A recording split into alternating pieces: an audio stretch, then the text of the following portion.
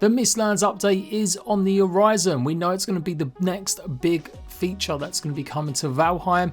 There may be smaller updates before then, but the devs have been busy teasing all sorts of new stuff. So I'm going to keep it all together in one video for you here. And we're going to talk about what to expect and what you guys really want. I'm going to set up a poll as well, which you can go vote on, which will be live at the same time as this video. And you can tell me what you expect to see in the Mistlands.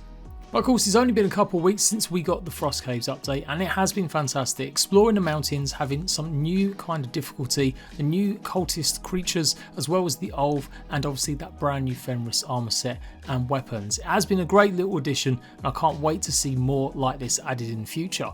This update was worked on quite a while, and it did give us a whole new dimension to explore with the mountains. So I can only imagine how big or how much kind of content there could potentially be in the Mistlands. So as always, leave a like and let's go through everything we know so far about the Mistlands. So we start with what the Mistlands used to be, a dark foreboding zone with tree roots gnarly going everywhere and these giant massive skulls and of course huge massive cobwebs, indicating that maybe this would be the place we'd find giants even bigger than the trolls in the current game, maybe the size of Yagoluth just roaming free, as well as maybe some sort of spiders or arachnids. This has always been placeholder stuff. It was never actually meant to be the finished product, and we saw the changes take place where they removed a lot of that terrain and now we just have these kind of flat areas, sometimes with a little bit of hills and bumps, but otherwise pretty lifeless in just this ground, and even that's going to be changed in the future. This was the first tease we got from Richard Svensson, the creator of Valheim, on Twitter, showing us some nice reflections in the puddles on the floor and maybe possibly hinting at the terrain. It will be misty, it may be very wet. Then we got this picture teased by Richard, showing that the verticality had maybe returned even bigger than it was before, with these kind of really jagged edges and almost sharp crystalline peaks in certain places. It looked to me like it was going to be a mix of rolling hills, also lots of cliffs, and then yeah, these giant massive spikes. I'm not a big fan of spiders. After playing Grounded quite a bit over the last 18 months, I've had my fair share of arachnids attack me. So the idea of having more of these horrible like creatures in the Mistlands wasn't filling me with joy, but it did kind of suit the aesthetic that we got from the original kind of concept. There's never been any kind of official confirmation that spiders or some sort of arachnids would make it into the game, but definitely this environment covered in the webs kind of led to that thinking. The gameplay mechanic that I'm hoping to see is something to do with that mist. I don't want it to just be a case of making us wet and having another environment like the swamp where we're going to have debuffs, or at least give us some sort of different debuffs. My big kind of hope is that the mist will actually come at certain stages, and maybe when it does you will have to switch different armors, otherwise possibly it could do even more than just debuff you. Imagine a mist that could turn you into stone. That's my great big idea, and you will see some of these in the poll that I'm going to be doing. Obviously not actually turning you into stone, but definitely affecting your mobility, making that your stamina will drain even more, or even causing you to lose some life if you stay in the mist too long. Imagine having to get up to higher enough ground to get out of it to get some sort of respite.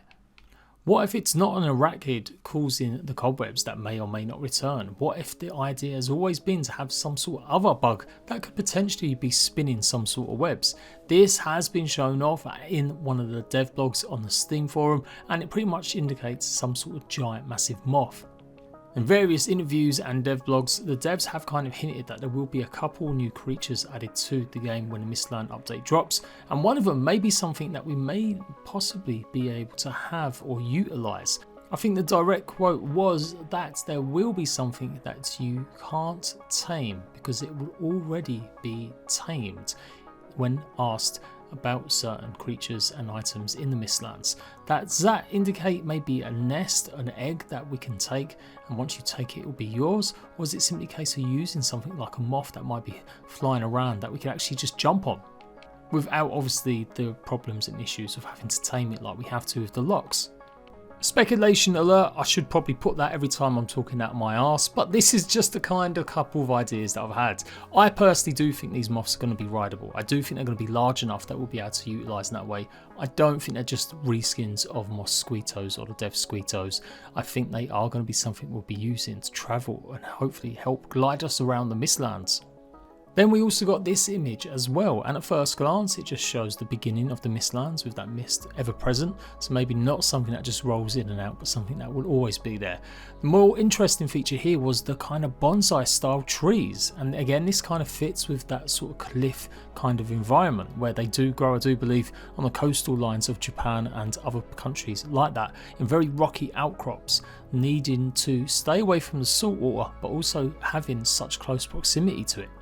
When you look at the proper full image on the actual Steam forums, you really get a sense of the mist working in terms of just the prettiness of it. The way the light has always worked with Valheim, it makes it one of the best games ever for environment and for that feeling, definitely that atmosphere.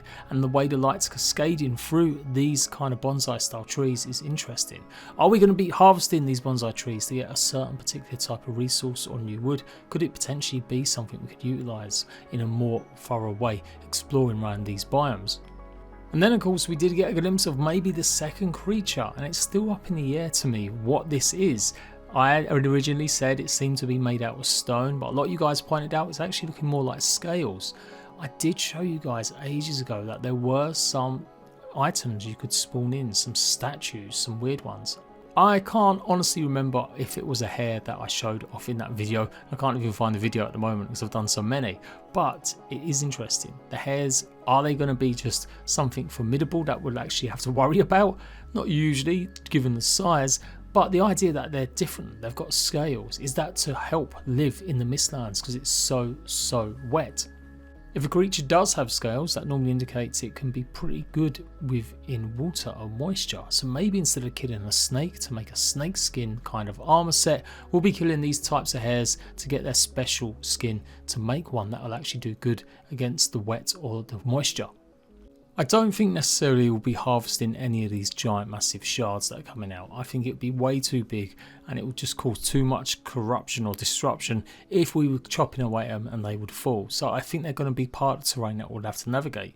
What I really liked about this clip they showed off from their 1 year Valheim fireside chat was pretty much the way the mist does come right to the edges of the landscape, and you can clearly see them cliffs are definitely going to be meeting the ocean. So it might even be a challenge getting up to the plateaus or where we can even explore properly from any kind of direction, whether it be sea, land or potentially air. Is that why we need the moths to help us travel and traverse? The devs have absolutely stated they want some new gameplay mechanics, something to mix it up and not just be repeats of some of the biomes they've already got. And then we're almost bang up to date with Richard Svensson showing off this bad boy. And no, it's not a pickaxe, you numpties. It is a crossbow. No pickaxe has a metal handle. It's heavy enough and it's way too large and it's carried awkwardly if it is. So that is, to my mind, absolutely a crossbow. Something they'd said they probably wouldn't add in earlier Q&As. But I guess maybe it's kind of toyed around and decided to do it. And it does kind of fit in. There were some cases or instances in the Viking period where they didn't really use them, but they were around in the rest of the world. And do note, it's not an actual historically accurate game. They do give a lot of license with the mythology and obviously being a Viking in the first place.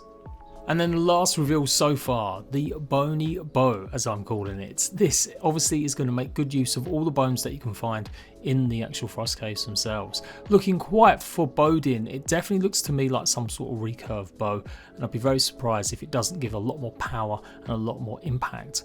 It does seem to have some sort of ethereal glow about it as well, so maybe not something just completely bog standard, maybe some sort of magical or definitely some sort of elemental effect to it.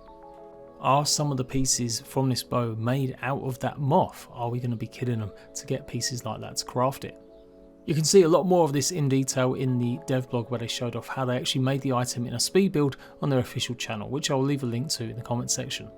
Now I guess the most important question a lot of you guys will be expecting is, when are we going to see this update? I don't want to say any way, shape or form when. I would though imagine that something within the next couple of months would be a good time limit, but if it's not, I'm sure we're going to get smaller content drops to keep us occupied and give us some new stuff to look forward to. And as long as devs keep showing us little bits like this, then this is great. This gets me a bit hyped, a bit excited, and means that for me anyway, I'm going to be long looking forward to when the Mistlands drop, whenever that is. And there we go, I'll be back with some actual proper Valheim gameplay soon. I'm going to be taking a look at some more mods, taking a look at boss fights as well with different armors, and getting back into Valheim in a big way as I'm making it my main game once more. Go check out that poll on my community tab, and I will see you guys for more Valheim news very soon. Bye bye.